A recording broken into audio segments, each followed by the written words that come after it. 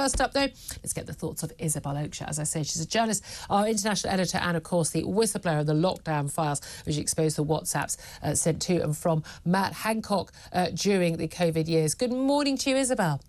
Good morning. Thank you so much for joining us. Well, more revelations this week about this this extraordinary Counter-Disinformation unit, the CDU, that's a government basically directed at anti-lockdown campaigners, and even just people saying, like Molly Kingsley of Us For Them, I think kids should be at school, something, by the way, that Chris Whitty and Patrick Vallance said all the time, up until the moment they closed schools. Boris Johnson said up until the day he closed schools. What do you make of the fact that it's now emerged that Oliver Dowden, then Culture Secretary, now Deputy Prime Minister, was the man in charge of this unit? Basically a sort of a censorship unit to all intents and purposes, directed at people, you know, let's face it, probably like you and me, just asking, frankly, I thought, the right questions.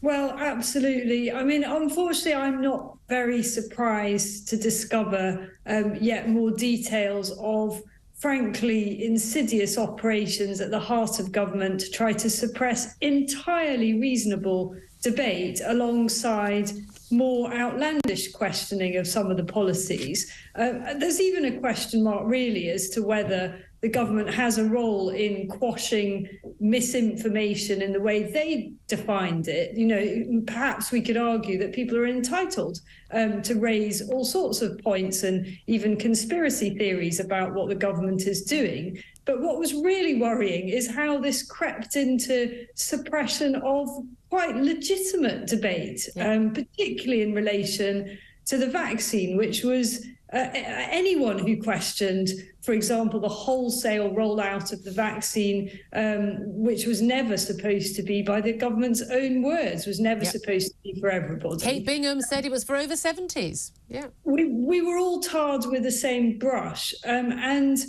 unfortunately, in the WhatsApps that I've seen, there isn't much detail about these information suppression operations, but there is quite a lot about the efforts that Matt Hancock, the then Health Secretary, and his team made to harness the social media giants at the highest level to their cause. So quite a lot of details about direct contact with Nick Clegg, obviously very powerful position, former Deputy Prime Minister of this country and now over in the US, and very powerful position in social media.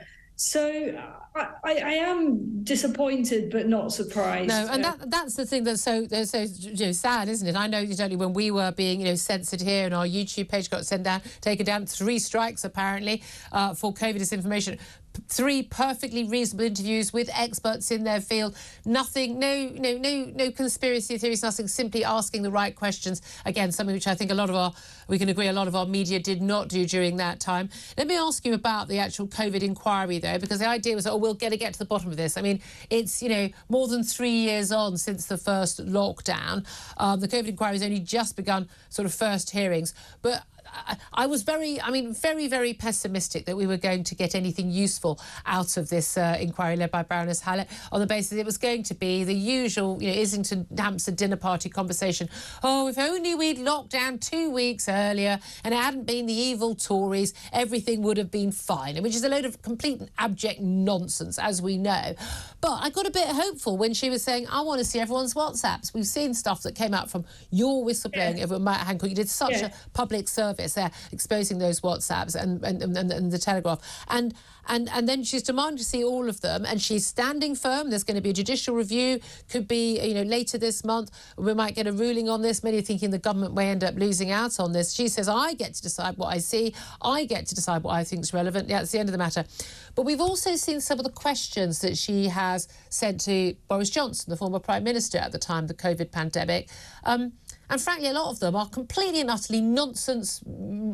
Did you think about sacking the Health Secretary? I mean, if she's asking questions like that, she ain't asking the important questions, surely. Well, in a sense, we're perhaps being unreasonable expecting her to ask the questions that political journalists would ask. But the key thing here is that she is being really robust in her pursuit of these WhatsApps, and rightly so. In my view, you might as well forget much of the rest of the information that the government has volunteered. In many cases, far too much irrelevant information, whilst seeking to hold back the WhatsApp messages which get to the very truth of what was really being said and done and why. And it was government by WhatsApp. I mean, that's the reality. As we saw from Matt Hancock's WhatsApps that were published, this wasn't just, trysts between him and his aide who became his lover. They were genuine. The decision about whether or not someone could go and visit their elderly relative in a care home after 6 months was made in a flippant aside in a WhatsApp to the care homes minister.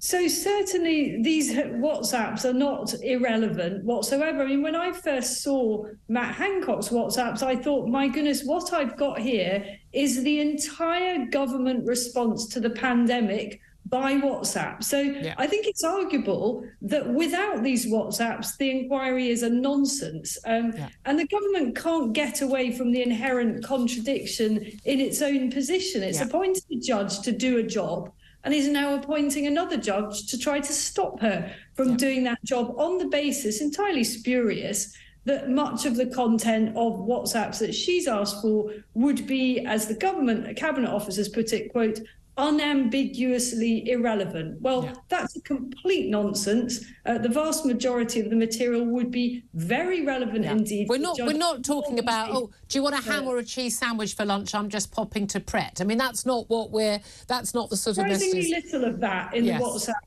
that I've seen. Absolutely. So I don't think their position is sustainable, and I think it's an embarrassment that they're trying to hold it. And I listened to Steve Barclay, the health secretary, this morning, and he was really struggling to hold the line. He kept on waffling on about how the government needs clarification from another judge as to what the boundaries should be. Well, I don't think this is a complicated question. No. There shouldn't be any boundaries. Just put the material out there and let the judge and her team wade through it. Absolutely. And again, if you choose to have government by WhatsApp, then then you have to live by that. I do want to disagree with you on something you just said at the beginning of that about maybe the inquiry chair, Baroness Hallett, won't be asking the questions that political journalists would ask. We all know that most political journalists, the only question they asked during COVID and lockdowns was, why didn't we lock down sooner? Can I have some stricter rules, please? Isn't everyone going to die if you don't do more? As far as I recall, I watched every single one of those press conferences. That was pretty much all that was ever asked. Political journalists like us, Julia, and the rest of many others in TalkTV, Mike Graham included. Try to do a proper job. Can I ask you, just finally, Sue Gray, Partygate investigator, most trusted woman in the civil service in the heart of Whitehall, we're told by everybody, who apparently was in secret conversations with Labour for many, many months while she was doing the Partygate investigation about going to work for Keir Starmer as his chief of staff. She's now been cleared by the Sakoba committee to just do 6 months gardening leave. She's already resigned, 6 months out of the job, and then she can go work for the Prime Minister the would-be Prime Minister, the leader of the Labour Party, by the end of the year. I mean, a lot of raised eyebrows at this.